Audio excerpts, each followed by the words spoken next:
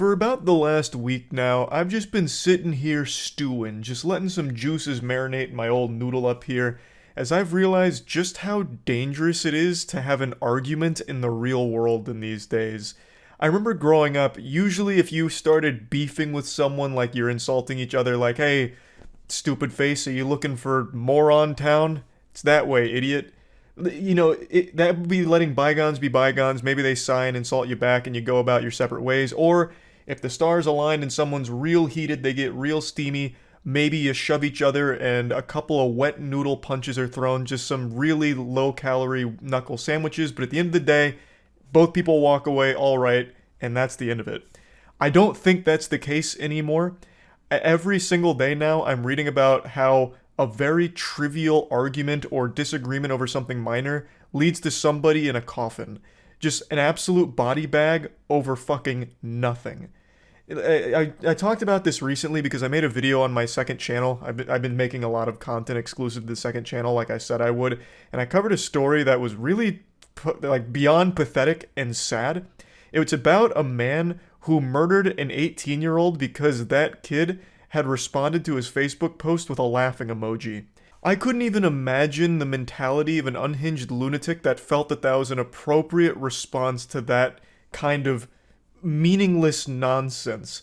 Like, these days, if you do something so much as putting too much mayonnaise on a sandwich, it could be a death sentence. I've talked about this story so many times, but it still, like, actually weighs on my mind that there are just so many people around us that are just one small inconvenience away from killing someone. Just an actual murderer waiting to happen, just waiting for that one small spark to ignite that rage inside of them. Now, why am I talking about this? Well, it's because I keep getting stories about this shit happening, so I just wanted to share a couple from the last week or so.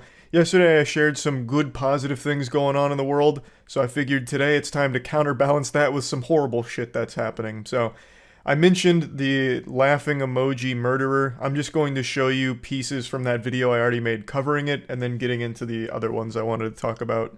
But on Facebook, a gentleman had posted a picture of himself and his milady, him and his girlfriend, and somebody gave a laughing emoji reaction to it.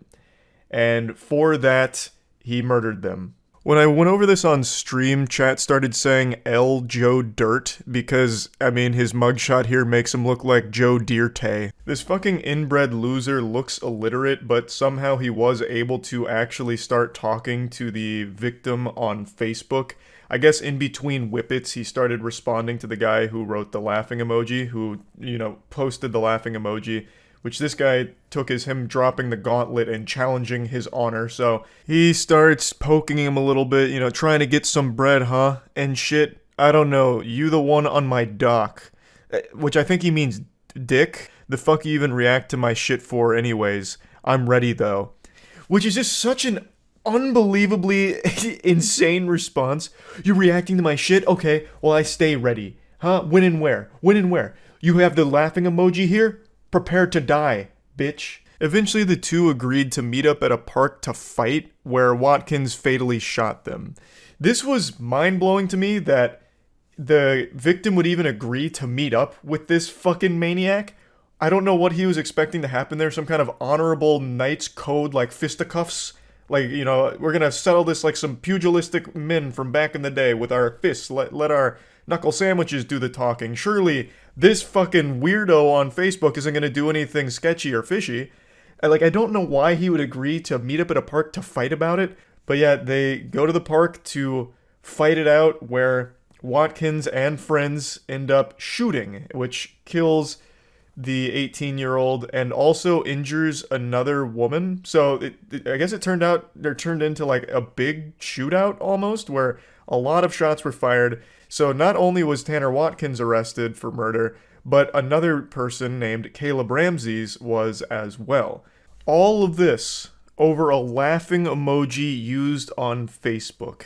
Now Tanner's in jail for life, most likely, and that girl that he was defending the honor of so steadfast is now just going to be getting piped by other men. So, amazing decision making here from Tanner, really. Throwing his whole life away because someone laughed at him and his girlfriend, And now his girlfriend will no longer be his girlfriend.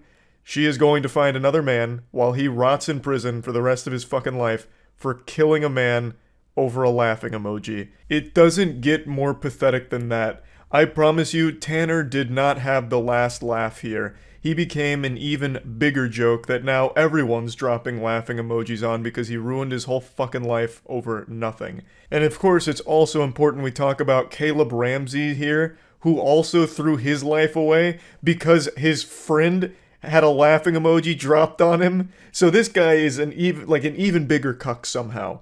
That's that story in a nutshell. I then went on to talk about kind of what I briefly mentioned here about how dangerous it is just to even engage in a potential fight with somebody. Like, I really do think when it comes to altercation in the real world, it's best just to de-escalate as much as possible because, you know, like in a road rage incident, you never know what the other person's capable of and how far they're going to go. But then sometimes it doesn't matter how hard you try and de-escalate something, it's almost inevitable. Fate stepped in order to bless you with an asshole that just wanted to commit an atrocity against you for no reason at all. Like the story I'm about to share with you now about a man from Florida, classic Florida man story. I know all great fairy tales begin in Florida. This man nearly beat to death another man with a golf club because he made the mistake of walking on the cart path of a golf course. And a traumatic brain injury. We first showed you this body cam video last night at 11. It shows deputies arresting Eddie Robit on a charge of aggravated battery. So now at 5, News 6's Emily McLeod is live in Lake County. Emily, you spoke with the victim in this. You know, Joseph Sivak is recovering from broken ribs, a ripped ear, and several facial fractures after Lake County Sheriff's deputies say this man, Leesburg dentist Eddie Orobit, beat Sivak with a golf club. Now, the attacker here, who looks like he's in the witness protection program, he's actually a dentist. So I imagine this may have been part of a bigger plan to fuck this dude's face up, like rearrange his teeth so that way he'd have to see him later on in order to fix it. So maybe this is a money-generating scheme and this isn't the first time. But anyway, in a nutshell, that man and his wife were walking along the cart path. They weren't playing golf, so it's a pretty fucking stupid place to be walking because you could just get hit by balls. Like, you're not supposed to do that, I imagine, because it's, you know, it's a private course, I bet. But there's a way of handling that that doesn't involve beating the shit out of them, like, within an inch of their life. So he broke multiple ribs, a potential traumatic brain injury, fractured skull, ripped ear, all of that, because he walked on that cart path. And instead of just having a conversation, the guy walked up to him, spit in his face, hit him with the golf club in the leg, to which the victim tried to defend himself with a plastic water bottle, but unfortunately he brought a water bottle to a golf club fight and damn near ended up like Joel from The Last of Us 2 here. Like, the guy did not hold back, and he had the gall, the fucking chutzpah, to be surprised that he was getting arrested. That is insulting. He's like, what are you arrested me for? What? Because I almost killed the guy? Like, what? What happened to this being a free country? I can't just beat this man to death for walking on the golf cart path? Oh, are you kidding me? Oh my god. This is pathetic. Oh, this is sickening. Now, I'm not here to give you a new phobia, but this might just change the way you look at standard yard care equipment. A man in Illinois was shot and killed over using a leaf blower. Just normal, you know, sprucing up the old driveway, the old front yard. Using the leaf blower, he got into an argument with his 79-year-old neighbor, who then shot and killed him. I'm surprised that 79-year-old was even able to pull the trigger with the amount of arthritis they must be encumbered by. Just downright evil. Now, according to neighbors, these two did have a history leading up to this. Not that there's any kind of history that would excuse murdering a man in cold blood over using a fucking leaf blower, but apparently the two weren't exactly on friendly terms, and based on this story, I'm gonna say that the 79-year-old was most likely the jerk here in this relationship.